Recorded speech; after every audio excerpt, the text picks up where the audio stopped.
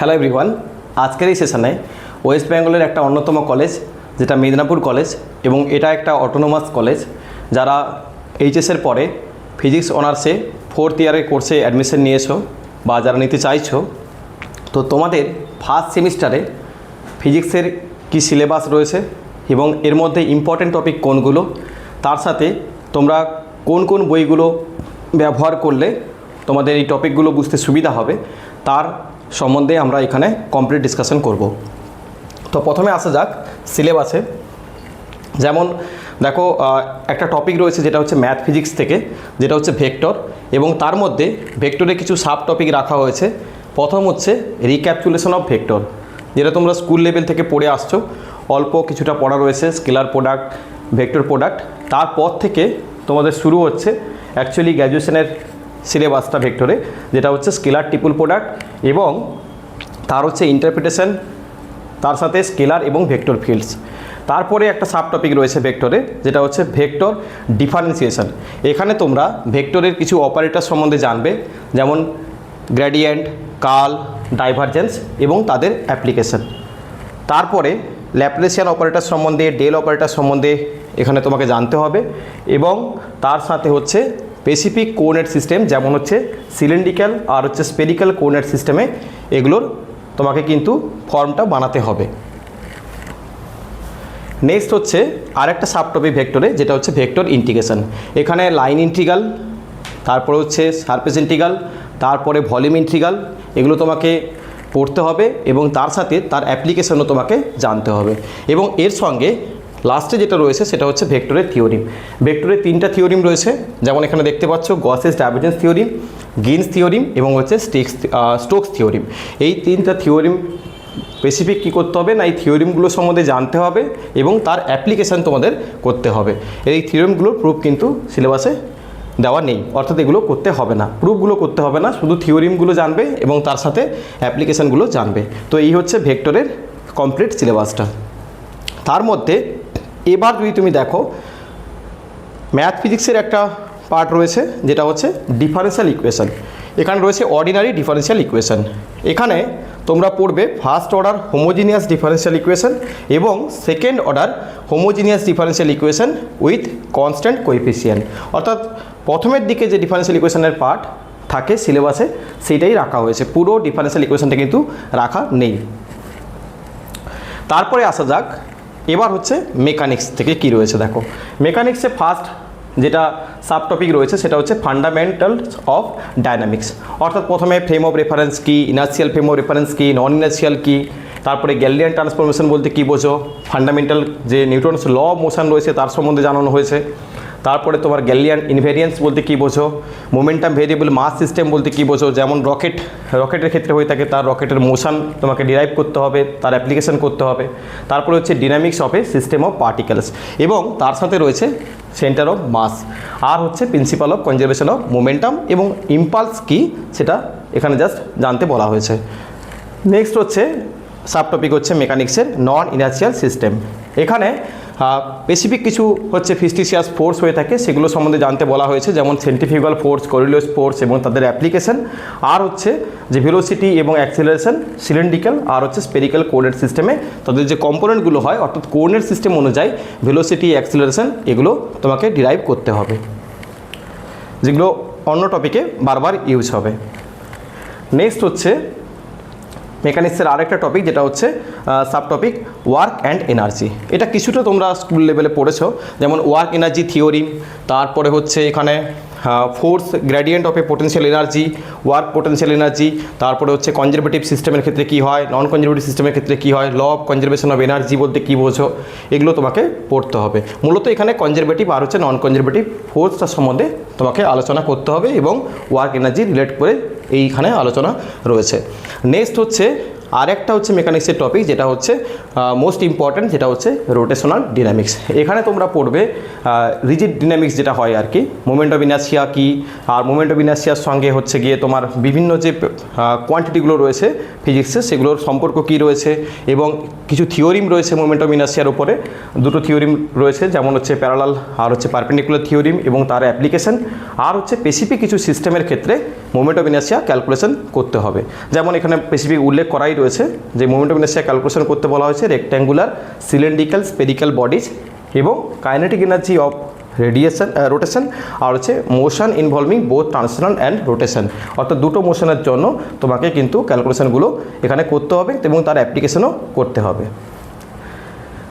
Next আসা যাক আর একটা সাব টপিক যেটা হচ্ছে মেকানিক্সের গ্র্যাভিটেশন আর হচ্ছে সেন্ট্রাল ফোর্স অফ মোশন। তার মানে গ্র্যাভিটেশন কী এবং গ্র্যাভিটেশনাল পোটেনশিয়াল এনার্জি কী হয় এবং তার ক্যালকুলেশনগুলো রয়েছে। আর হচ্ছে এখানে সলিড স্পিয়ার বা স্পেরিক্যাল সেলের ক্ষেত্রে পোটেনশিয়াল, গ্র্যাভিটেশনাল পোটেনশিয়াল ফিল্ড কী হবে সেগুলো ক্যালকুলেট করতে হবে। তারপরে রয়েছে motion of A particle under a central force field, এটা কিন্তু খুব ইম্পর্ট্যান্ট একটা টপিক, এখান থেকে কোশ্চেন আসবে। এবং তারপরে রয়েছে two body problem and its reduction to one body problem, reduce mass concept and its solution. তারপরে হচ্ছে কি যে the energy equation and energy diagram, এটাও একটা ইম্পর্ট্যান্ট টপিক, এখান থেকে কোশ্চেন প্রত্যেকবারই আসে। তারপর রয়েছে কেপলাস ল এবং কেপলাস লয়ের হচ্ছে অ্যাপ্লিকেশন, এবং তার সঙ্গে কেপলাস লয়ের সঙ্গেই রয়েছে স্যাটেলাইট ইন সার্কুলার অরবিট আর হচ্ছে অ্যাপ্লিকেশান তার, এবং হচ্ছে জিওসিনক্রোনাস অরবিট সম্বন্ধে। এগুলো সবই কিন্তু ইম্পর্ট্যান্ট টপিকের মধ্যে পড়ছে মেকানিক্স থেকে।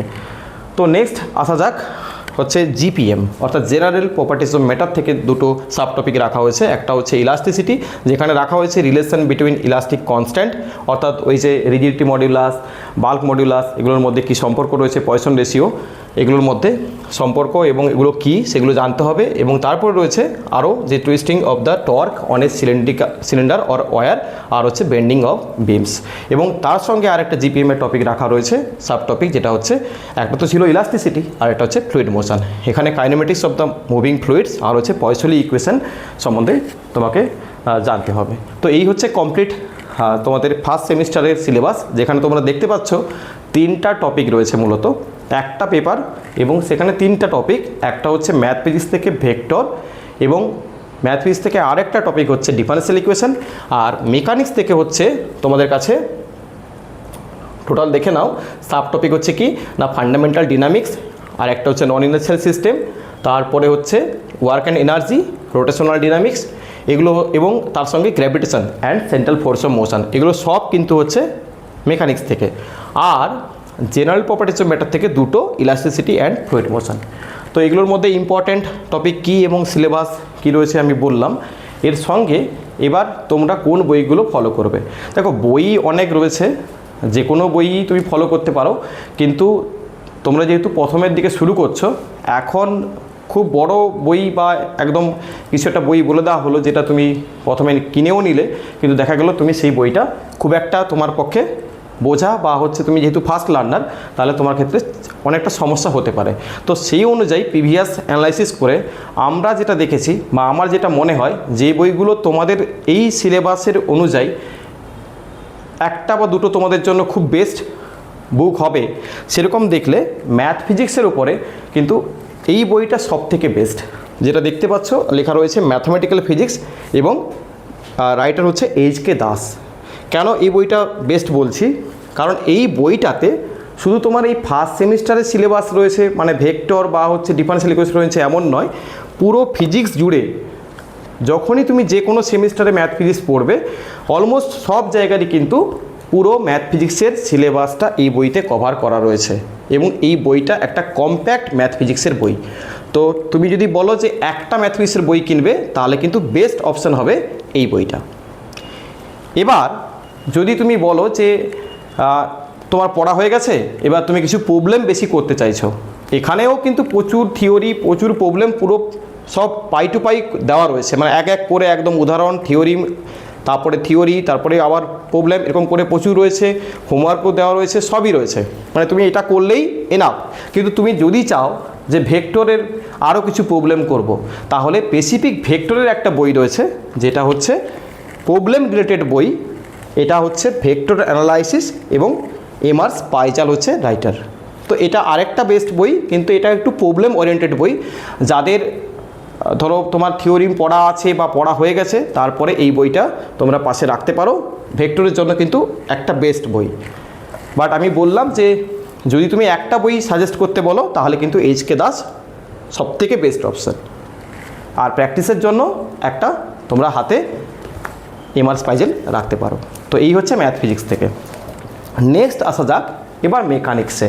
দেখো মেকানিক্সে মূলত তুমি যে কোনো বইতে সব কিছু ভালো পাবে না, তবে মোটামুটি থিওরি আর হচ্ছে প্রবলেম একদম সহজ ভাষায় যদি বলো, তোমরা যেহেতু ফার্স্ট লার্নার, তাহলে তোমাদের জন্য ফার্স্ট যে বইটা খুবই সহজ মনে হবে বা তোমাদের জন্য ভালো হবে, সেটা হচ্ছে এবি গুপ্তার এই যে mechanics and general properties of matter. এই বইটা হচ্ছে তোমাদের সবথেকে একদম সহজ ভাষায় মেকানিক্সের থিওরি এবং প্রবলেম একদম সুন্দর করে দেওয়া রয়েছে। পুরো যা সিলেবাস তুমি দেখলে, এই বইটা তোমরা একটা মেকানিক্সের ফার্স্ট চয়েস হিসেবে রাখতে পারো। এবার ধরো কারোর মনে হলো যে না, আর কি বই হতে পারে মেকানিক্সে যেটাতে থিওরি এবং প্রবলেম খুব ভালো রয়েছে। তো সেরকম কোনো অংশে কিন্তু আরেকটা বই যেটা আমি বলছি এখন, এই যে দেখতে পাচ্ছ মাইতি অ্যান্ড রায়চৌধুরী, এই বইটাও কিন্তু কোনো অংশে এবি গুপ্তার থেকে খারাপ নয়। তোমরা এই বইটাও রাখতে পারো। এখানে থিওরি কিন্তু অনেক ভালোভাবে এবি গুপ্তার থেকে দেওয়া রয়েছে, কিন্তু এবি গুপ্তাতে বইটাতে থিওরির সঙ্গে প্রবলেমও বেশি রয়েছে, আর এটাতে একটু থিওরি বেশি রয়েছে। যারা একটু থিওরি বেশি পড়তে চাও, নিজে নিজে বই পড়ে পড়ে বুঝতে চাও, বা বই অনেকক্ষণ ধরে পড়তে চাইছো, বা বইকে বেশি ফলো করতে চাও, তারা কিন্তু এবি গুপ্তার জায়গায় যদি এটা নাও, কোনো অংশে তোমার খারাপ লাগবে না। কিন্তু তুমি যদি একটা বই নাও, যে কোনো একটা বই, তাহলে তুমি এবি গুপ্তা নিতে পারো অথবা মাইতি রায়চৌধুরী এই বইটা নিতে পারো। যে কোনো একটা বই তোমার জন্য কিন্তু যথেষ্ট। এবার তুমি রাখতে চাইলে দুটো বই রাখতে পারো, হয়তো কোনো একটা পার্ট একটু ওখানে বেশি দেওয়া হয়েছে, অথবা প্রবলেম দুটো বেশি দেওয়া রয়েছে, বা একটু সহজভাবে ক্যালকুলেশন করা রয়েছে, এটা হতে পারে। যখন আমরা অন্য একটা সেশনে না হয় আলোচনা করে দিব যে দুটো বইতে কোথায় কোন পার্টটা ভালো রয়েছে, কোন পার্টটাতে একটু কম রয়েছে, কোনটাতে কোন পার্টটা একটু বেশি রয়েছে ভালো। এছাড়া যদি মেকানিক্সের শুধু প্রবলেম ওরিয়েন্টেড বই একটা হাতে রাখতে চাও, তাহলে আমি বলবো সিমিলারলি ভেক্টরের মতনই এমআর স্পাইজালের এই থিওরিটিক্যাল মেকানিক্সের একটা বই রয়েছে, এটা তোমরা নিতে পারো। এখানে প্রত্যেকটা টপিকের উপরে অনেক প্রবলেম দেওয়া রয়েছে এবং অনেক প্রবলেম করেও দেওয়া রয়েছে। তুমি বাড়িতেও কিছু প্রবলেম করতে পারো, এরকম হোমওয়ার্কও প্রচুর দেওয়া রয়েছে এবং প্রচুর প্রবলেম করে দেওয়া রয়েছে। এই বইটা তোমরা প্রবলেম ওরিয়েন্টেড রাখতে পারো। এটা তুমি পিডিএফ পেয়ে যাবে, এটারও তুমি পিডিএফ পেয়ে যাবে। এগুলো তুমি পিডিএফ নিয়েও জাস্ট প্রবলেম প্র্যাকটিসের জন্য এগুলোকে তুমি ব্যবহার করতে পারো। দুটোই কিন্তু এমআর স্পাইজালের। তো এই হচ্ছে তোমাদের যে ফার্স্ট সেমিস্টারের অনার্সের সিলেবাস, সেই অনুযায়ী হচ্ছে এই বইগুলো এবং সিলেবাস এটা। যাদের এই টপিকগুলো রয়েছে, অন্য ইউনিভার্সিটিতে পড়ো বা অন্য কলেজে পড়ো, তোমরাও এই সিলেবাস ওয়াইজ এই বইগুলো ব্যবহার করতে পারো। এবং তোমরা যদি এইটার পিডিএফ চাও, যারা মেদিনীপুর কলেজে অ্যাডমিশন নিচ্ছ বা যারা পড়ো, তারা যদি এই সিলেবাসটার পিডিএফ চাও, অথবা বইয়ের যদি তোমরা এখানে স্পেসিফিক বইয়েরও যে নাম এবং তার সাথে যে পিডিএফটা, যদি পুরো কমপ্লিট সিলেবাসটার পিডিএফ পেতে চাও, তাহলে নিচে যে দেওয়া রয়েছে নাম্বারটা, দেখো এই যে নাম্বারটা রয়েছে 8101045577, এই নাম্বারে হোয়াটসঅ্যাপ অথবা টেলিগ্রাম করে দিও, তোমরা গ্রুপে জয়েন হয়ে যাবে এবং সেখানে তোমরা এগুলো পেয়ে যাবে। তো দেখা হচ্ছে, আমরা চেষ্টা করব যে এই টপিকগুলোর কন্টেন্ট নিয়ে আসার, কমপ্লিট কন্টেন্ট। যেমন আমরা শুরু করতে চাইছি ভেক্টর থেকে। তো তোমরা যদি মনে হয় তো অবশ্যই এই পিডিএফটা নিয়ে নিও এবং দেখা হচ্ছে তাহলে কন্টেন্ট যখন আমরা নিয়ে আসবো ফার্স্ট ভেক্টর ডিফারেনশিয়াল ইকুয়েশন। তো ফার্স্ট ভিডিওতে এখন তাহলে এই পর্যন্ত। সবাই ভালো করে বই এবং হচ্ছে সিলেবাসটা বুঝে নাও। তো শুরু হচ্ছে আমাদের কন্টেন্টের সঙ্গে এখন এই পর্যন্ত। Thank you.